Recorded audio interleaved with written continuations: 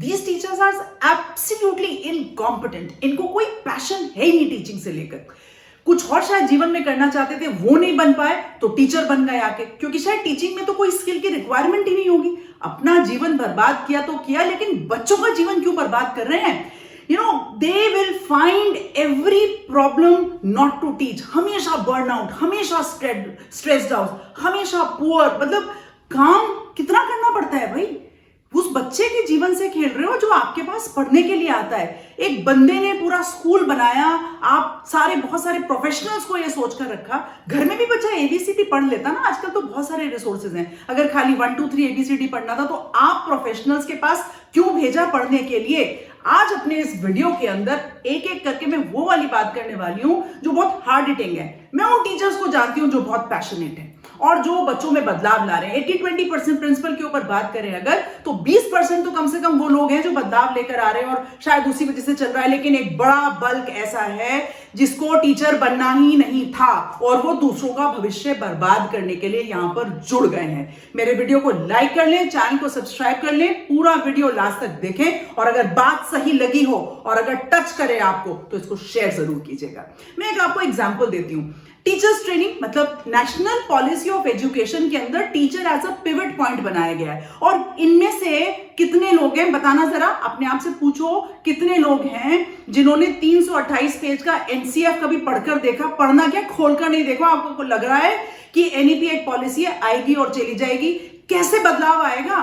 Teacher as a pivot point. Teacher training की बात आपको फैक्ट्स बताती हूँ। टीचर ट्रेनिंग के अंदर इतने रिसोर्स पर्सन लगे हुए हैं, कैसे पढ़ाना है ये सिखाने के लिए लगे हुए हैं। और टीचर ट्रेनिंग का फैक्ट ये है कि चाय के साथ बिस्किट क्यों आए, समोसा क्यों नहीं आया, या 2 समोसे मिल जाते तो अच्छा होता। और लंच का ब्रेक कब होगा, और शाम को 5 बजे तक ट्रेनिंग चलेगी तो हम तो घर जाने के लिए लेट हो जाएंगे। अरे you don't even want to learn. कैसे सिखाओगे आप उस बच्चे को? कुछ मदर टर्न टीचर्स बन गए, किटी के लिए अलग पैसे आ जाएंगे, पार्लर के लिए अलग पैसे आ जाएंगे। कुछ लोग इसलिए बन गए हैं, मतलब 23, 24, 22 साल के एक्सपीरियंस वाले लोग भी टीचर्स हैं और कुछ 25, 26 साल के नौजवान इसके अंदर घुसने इन बिटवीन। भाई either you love your job या you start loving what you are doing for the while. क्यों? क्योंकि दूसरों की जिंदगियों का सवाल है इसके अंदर जुड़ा हुआ। नहीं कोई समझ रहा है इस बात को और टीचिंग प्रोफेशन को बिल्कुल ही ऐसे लिया जा रहा है। सोच के देखो उस आदमी का जिसने इतना बड़ा रिस्क लिया, एक सिस्टम को खोला, सबको प्रोफेशनल्स की तरीके से लिया। देखो मेरी बात चुभ रही होगी और जिसको चुभ रही है ना उसको ये समझ में भी आ रहा है कि अगर वो सही काम करता है उसको समझ में आ रहा है कि हम सही काम करते हैं। लेकिन अगर वो सही काम नहीं कर रहे हैं तो मेरी बात चुभ रही है तो करेक्शन लाना स्टार्ट कर दो आज से, अभी से। इतनी सारी चीजें, प्रॉब्लम फाइंडर्स हो आप, प्रॉब्लम सॉल्यूशंस तो बिल्कुल नहीं है। जबकि बच्चे को critical thinking, lateral thinking, problem solving, decision making यही सिखाना है। भाई किताब वाले ने किताब गलत बना दी, इसके अंदर ये गलत छाप दिया। हर जगह प्रॉब्लम ढूंढ देते हो ताकि काम वहां पर रुक जाए, है ना, उसके आगे काम ना करना पड़े। लेसन प्लान कोई बनाने के लिए कह दे तो एक्सपीरियंशियल लर्निंग उसके अंदर कैसे लेकर आए। मतलब सिंपल सी चीज है ना, पढ़ाई किस लिए करवानी है? सिलेबस पूरा करने के लिए। पढ़ाई इसलिए करवानी है कि वो रियल लाइफ में इसको यूज कर पाए। लेकिन रियल लाइफ तक तो तब पहुंचेगा जब ये लाइफ उसकी निकले। पेरेंट कोई गलती से आकर आपको बोल दे कि बच्चा नहीं पढ़ रहा तो आप ही का बच्चा खराब है, बाकी तो सारे पढ़ रहे हैं। किसी बच्चे ने सवाल नहीं पूछा आपसे तो ये कैसे अज्यूम कर लिया कि वो प्रॉब्लम ही नहीं होगी? कोई कम्युनिकेशन का चैनल उसके साथ दोबारा नहीं खुला कि ये बच्चा तो कभी सवाल पूछता ही नहीं है। जिस बच्चे ने बोल दिया मैडम समझ में आ गया, सर समझ में आ गया, आप आगे चल दिए, आपने जाकर गो बैक चेक ही नहीं करा उस चीज के लिए। मतलब अपने प्रोफेशन से तो बिल्कुल प्यार नहीं है।